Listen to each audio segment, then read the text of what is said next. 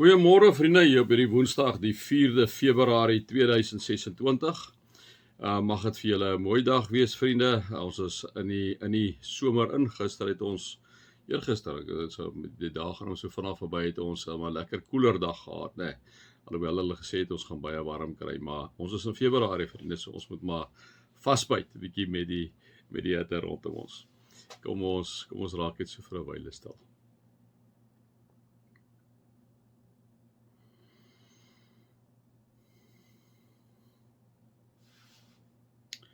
Here, dankie vir die voorreg elke dag te kan asemhaal, te kon opstaan vir oggend. Here, ons dink nie eens daaraan nie.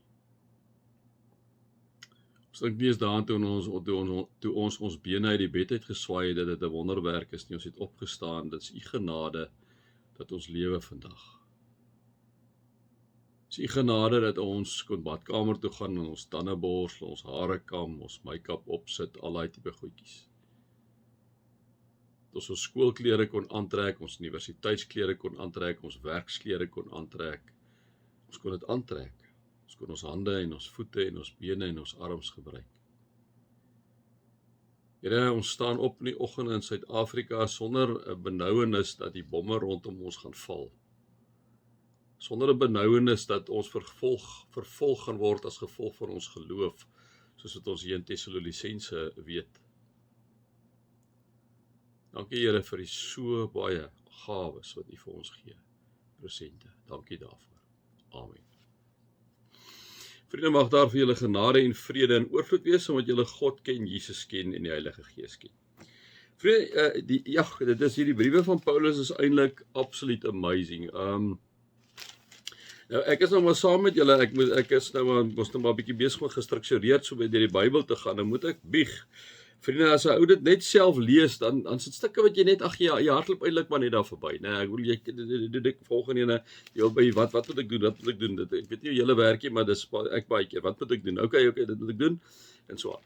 Maar vriende, wanneer ek en jy so stil staan by die woord soos wat ons maak, is hier eintlik kleinode wat hier uitkom, né? Regtig ongelooflike diamante wat hier uitkom. Nou as ons kyk na die boek van Tessalonisense, en ons het dit nou al vir mekaar gesê, liewe vriende, dit is 'n handelsstad, dit is geweldig besig in hierdie handelsstad, is absoluut kosmopolitiaans van aard, vriende, so dit hierso is enige godsdienst is daar, enige ding is daar, en die ander ding is, hulle word nog vervolg op.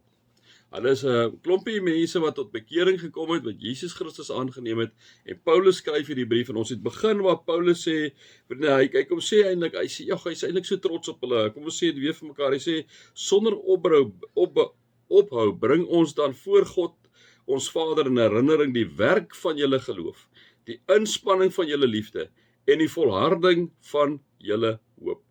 En julle het ons voorbeeld gevolg en volgelinge van die Here geword. In baie moeilike omstandighede het julle die woord aangeneem met 'n blydskap wat van die Here, van die Heilige Gees kom. So het julle 'n voorbeeld geword vir al die gelowiges.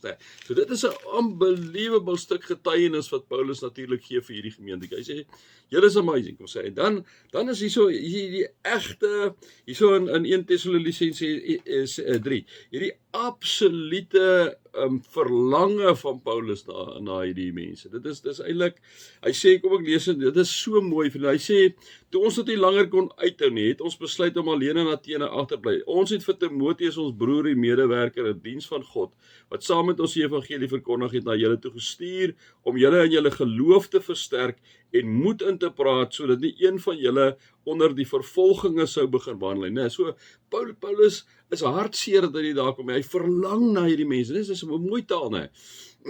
So hy stuur Timoteus. Hulle is aan vervolging. Hulle aanbid nie die keiser nie. Ek dink hulle word vervolg. Al hierdie ander godsdienste is rondom hulle, liewe vriende. Niks het eintlik verander in ons wêreld nie. Dit is nog steeds so, Christene word vervolg. Alhoewel ons die godsdienst het wat die ongelooflikste godsdienst is, die evangelie van Jesus Christus, wat 'n liefdevolle godsdienst is, wat 'n ruimte skep eintlik, liewe vriende, vir ander mense. Ons gaan nie maak hulle dood soos alle mense vir ons wil doodmaak. Dit is eintlik 'n unbelievable godsdienst. Maar dit is wat Jesus gesê het, soos ek vervolg word, julle sal nog meer vervolg word, né? So hy stuur vir Timoteus om te gaan kyk onder hierdie vervolging, hoe gaan dit met hulle hierso, né? Of hulle nie wankel in die geloof. Jan sê hy, dat ons ter wille van ons geloof vervolg sal word, staan vas, sê hy. Hy sê, dit weet julle, toe ons nog by julle was, het ons julle al gewaarsku, dat ons vervolg sal word, en soos julle weer, het dit ook gebeur. So Paulus kom sê, hulle is vervolg, hy is vervolg. Hy sê Timoteus gestuur om hulle juist te kom help in hierdie vervolging, wat hulle verduur hierso in Thessalonika. En dan sê hy, toe ek dit nie langer kon uithou nie, ek was so verlang na julle, kom sê hy, het ek maar vir Timoteus gestuur om vas te stel, hoe dit met julle geloof staan, dubbelpunt. Of die verleier julle nie reeds verlei het en al ons harde werk dalk op niks uitgeloop het nie. Hierdie feit dat hulle vir Jesus Christus kom verkondig het aan hierdie mense in Thessalonika. Timoteus gaan vind uit tomate. Hoe gaan dit met hulle? Het die duiwel nie hulle al verlei en hulle weer weggevat van hierdie godsdienst nie? En ons hoop nie die saadjies het op harde grond gevat en een oomblik was dit daar en die volgende oomblik was dit weg. Dit is eintlik wat Paulus sê, nee. En nou sê hy, nou is Timoteus van julle af terug by ons, nee. Nou sê hy, nou is Timoteus terug by ons. En hy het ons die goeie nuus gebring van julle geloof en liefde. Vriende, is dit nie absoluut amazing? As iemand dan nou van ons gemeente van Sonnekus gaan, kom ons sê nou maar, hy gaan terug, of kom ons sê nou maar, hulle gaan Switserland toe, of hulle gaan Kenia toe, of wat ek al hulle sê, weet jy, daar's 'n ou wat geweldig baie gebid het daar, en ek sê, kom kyk net 'n bietjie, hoe gaan dit in Sonnekus gemeente, en hy gaan terug en hy sê, weet jy, ek wil dit vir julle sê, weet julle wat het ek in daai gemeente gevind? Dis goeie nuus, hulle het ongelooflike geloof en liefde. Geloof en liefde, geloof in Jesus Christus, persoonlike verlosser en saligmaker, en hierdie agape liefde, 'n ruimte wat hulle skep, waar die Heilige Gees kan kom en met mense te werk, onvoorwaardelike liefde wat hulle gee vir die mense in die gemeenskap rondom hulle. Hy kom sê Timoteus vir Paulus, ek het dit daar gekry by hierdie mense, hoor.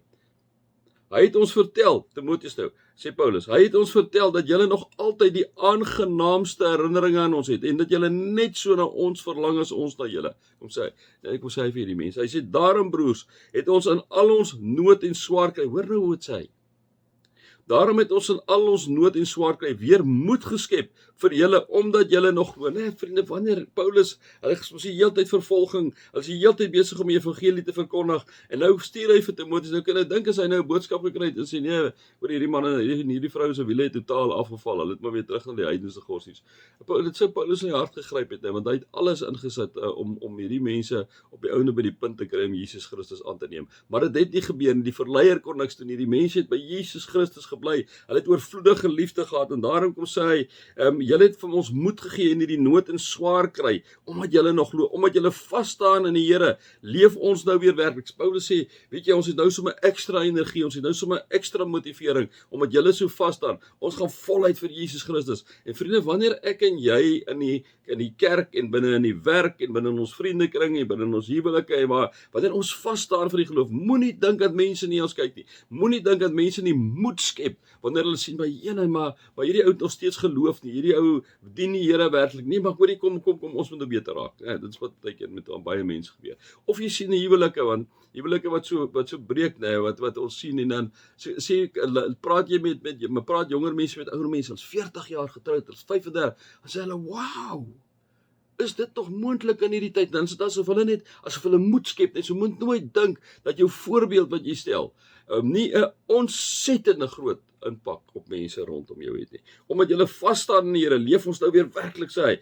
Hoe kan ons nou behore aan ons God die dank bring vir al die blydskap wat ons voor hom oor julle het? Nou, hy sê, ons is nou bly oor julle, dit is Thessalonika, nadat Timoteus ons kom vertel het dat julle vas staan, julle is onwrikbaar in julle geloof en julle liefde. Sê hy, nee, hy sê, nou het ons moed geskep, nou kan ons in blydskap weer voor julle, ons kan nie anders as om blydskap voor die Here te hê nie. Nou gaan hy en sê hy, dag en nag bid ons met ons hele hart om julle weer persoonlik te mag sien en om aan te vul wat nog aan julle geloof ontbreek. Kom sê Paulus, kom nog op uit, as daar miskien nog ietsie is waarmee ons kan help, gaan ons vir julle kom help as ons weer kom. Mag God ons Vader self en ons Here Jesus ons pad na julle toe oopmaak, en mag die Here julle liefde vir mekaar en vir alle mense laat groei en oorvloedig maak, net soos ons liefde vir julle. Nee, vriende, dit is ongelooflik wat Paulus vir hulle sê, nee. En kom hoor die Heilige Gees se stem ook wanneer hy vir ons kom sê, liewe vriende, dat julle mag die Here, kom ons praat so met Sonnekus gemeente, waar julle ook al is, mag die Here julle liefde vir mekaar en vir alle mense laat groei en oorvloedig maak, net soos ons liefde vir julle. So sal hy julle innerlik sterk maak, dat julle onberispelik en heilig vir God ons Vader sal staan, wanneer die Here Jesus Christus kom met al sy heilige engele. Amen. My 5 seat. Mag julle God se liefde ervaar, sy genade en sy teenwoordigheid.